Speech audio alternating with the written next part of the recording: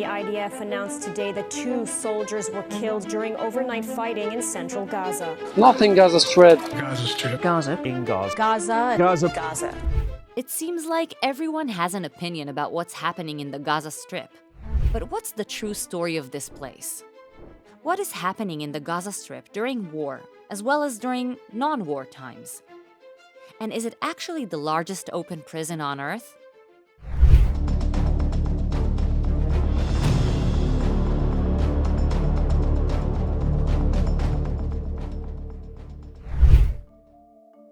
Gaza, a 40-kilometer-long strip where approximately 2 million Palestinians live under Hamas rule. In the past, relations between Israel and Gaza were calm. Many Israelis visited the city, enjoyed its colorful markets and picturesque beaches.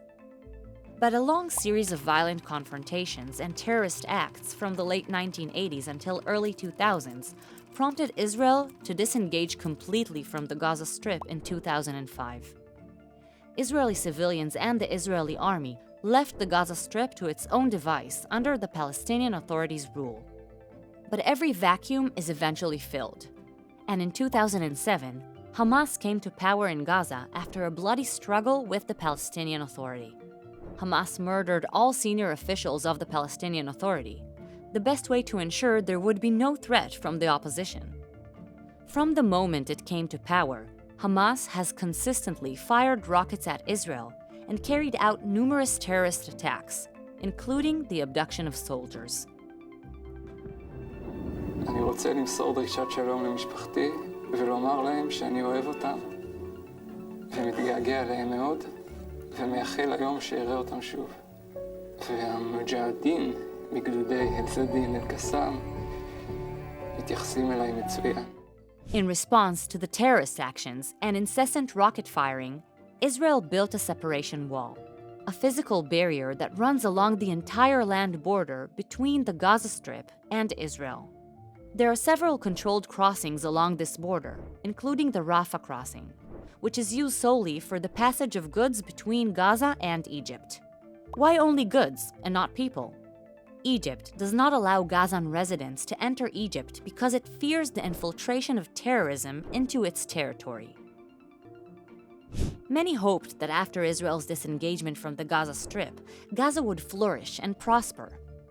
The tall palm trees and beautiful beaches could ensure a bustling trade port and abundant tourism. Some even dreamed of a Singapore of the Middle East.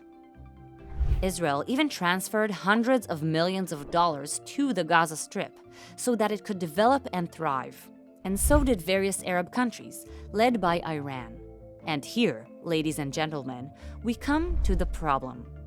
In reality, Hamas did not create a strong and stable economic system in Gaza, nor did it create jobs. Due to the unemployment, many Gazans visited Israel daily in order to work and make a living. Many also turned to Israeli hospitals, which treat Israelis alongside Palestinians without discrimination. Residents of Gaza exited and entered the Strip through various crossings of the separation fence daily. Nevertheless, it is still a fence. Many claim that it created a cruel separation and turned Gaza into a prison.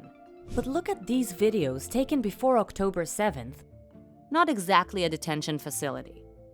Despite the potential, Gaza did not become the second Singapore as many have dreamed it could be.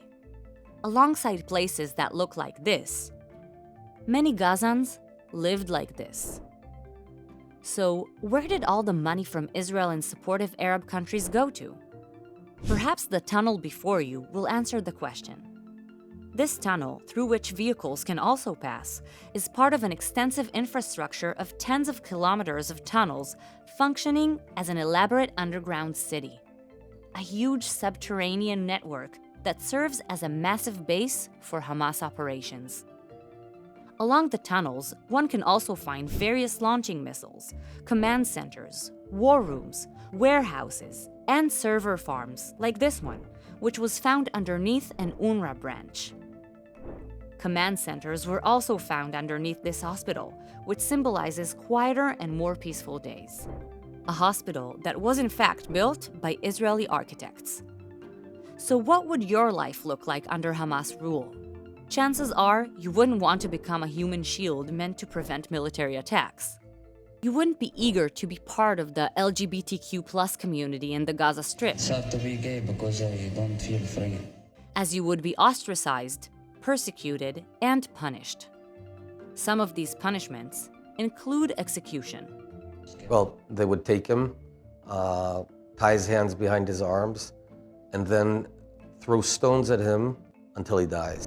During times of war, you wouldn't want your food and medicine to be taken from you by Hamas. We share Israel's concern that Hamas may seize or destroy aid entering Gaza, or otherwise preventing it from reaching the people who need it. Some of this food and medicine was transferred by Israel as humanitarian aid to Gaza. And this is despite the fact that it is at war with Hamas. And as of 2024, more than 100 Israeli captives are still being held there. Nowadays, peaceful times when Israelis used to visit Gaza seem like science fiction. Will those days ever return?